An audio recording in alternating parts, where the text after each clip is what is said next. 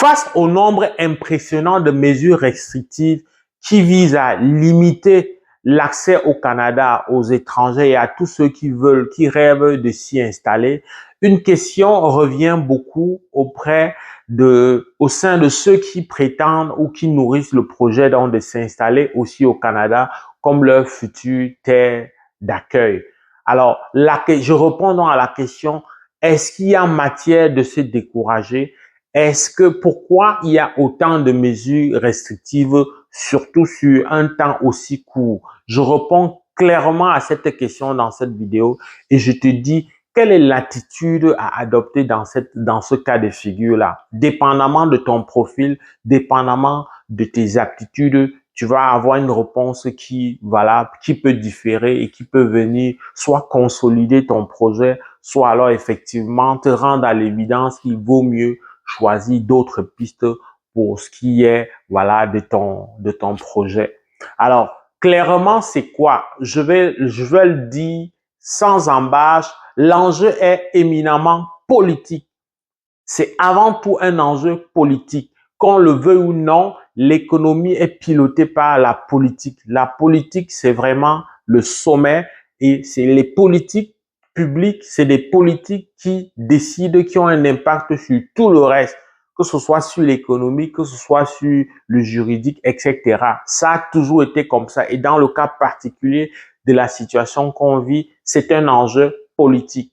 Mais c'est un enjeu politique parce qu'il y a eu aussi une politique d'immigration qui a perdu le contrôle, qui est allée dans tous les sens. Est-ce que c'est le fait de la pandémie qui a rendu tous les gouvernements provinciaux et fédéraux pas suffisamment, avant-gardistes? Alors, très clairement, je viens te dire que le dénominateur commun de toutes les mesures qui sont en place, c'est une chose avant tout. La première chose, c'est l'accès au logement. Avant qu'il y ait ce trop-plein d'entrées, avant qu'il y ait ce nombre important d'étrangers qui ont foulé ces dernières années le sol du Canada, il y avait déjà que le problème du logement se posait.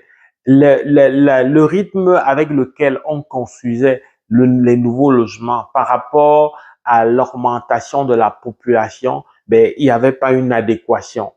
Alors ça s'expliquait d'une part par le fait des politiques pour obtenir un permis de bâtir qui étaient des politiques assez vraiment très laxistes, qui étaient des politiques qui connaissaient beaucoup de pesanteur, beaucoup de bureaucratie. On pouvait attendre dans certaines municipalités jusqu'à 18 mois et donc c'était de nature à décourager donc les promoteurs immobiliers, les personnes qui étaient prêts à investir et à mettre beaucoup d'argent dans la construction. Mais il y a également l'enjeu de la main-d'œuvre dans le secteur donc, de la construction, la main-d'œuvre donc, qui pour se mettre sur le plancher et construire ces logements. Ça, c'était un enjeu. Un autre enjeu, c'est aussi les différentes réglementations entre les différents corps de métier du secteur de la construction. Un peintre ne peut pas faire un certain nombre de choses qui revient au maçon. Je sais pas moi, un menuisier ne peut pas faire quelque chose d'autre qui revient à tel autre corps. Donc, il a fallu qu'il y ait une flexibilité, qu'on harmonise et qu'on facilite la tâche pour toujours faire en sorte que les logements soient construits plus rapidement. Donc, il y a beaucoup de circonstances comme ça qui se sont mises ensemble, mais qui avaient un dénominateur commun, le fait d'une politique de logement qui était très laxiste, qui ne suivait pas la démographie. Résultat des courses, en laissant entrer beaucoup de gens pour très peu de logements, les bénéficiaires, les premiers ayants droit, à savoir les Canadiens ou les résidents permanents, se voyaient donc en concurrence avec ces étrangers qui ne sont là que par privilège, comme la loi le dit, et donc étaient capables de payer des logements à des prix assez importants. Donc, le fait de cette concurrence-là a vraiment plombé les poches, a plombé le panier et la vie de famille et donc a créé un remous. Mais ça, ce n'est pas la seule chose Ce n'est pas le seul levier, même si je le mets en avant, c'est pas le seul levier pour comprendre le problème, les remous ou le mécontentement qu'il y a au sein de l'opinion publique.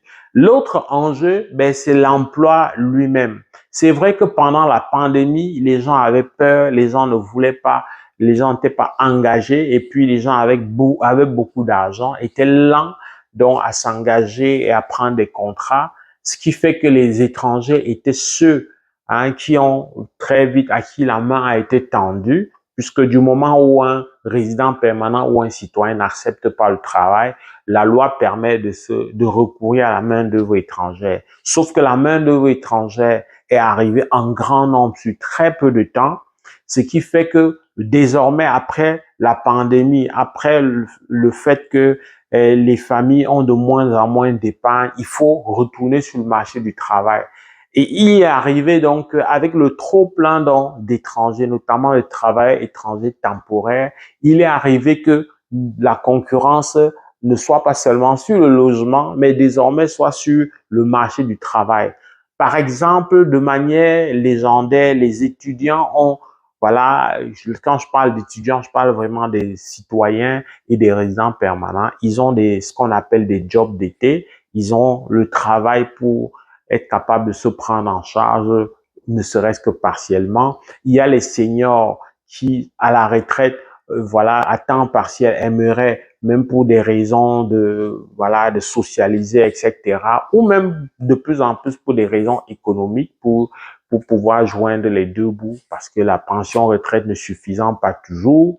Eh bien, ça a toujours été le cas pour ces deux catégories de main-d'œuvre-là, d'avoir accès au marché de l'emploi et de pouvoir résoudre les problèmes. Sauf que, avec ce trop-plein d'étrangers, ceux-là se sont retrouvés en difficulté et dont le travail au noir va en progressant aux grandes dames de ces ayants droit-là, à savoir les citoyens et les résidents permanents. Je parle vraiment de marché au noir parce que beaucoup de ces travailleurs étrangers temporaires sont arrivés, ont perdu leur emploi de départ, mais ne sont pas retournés.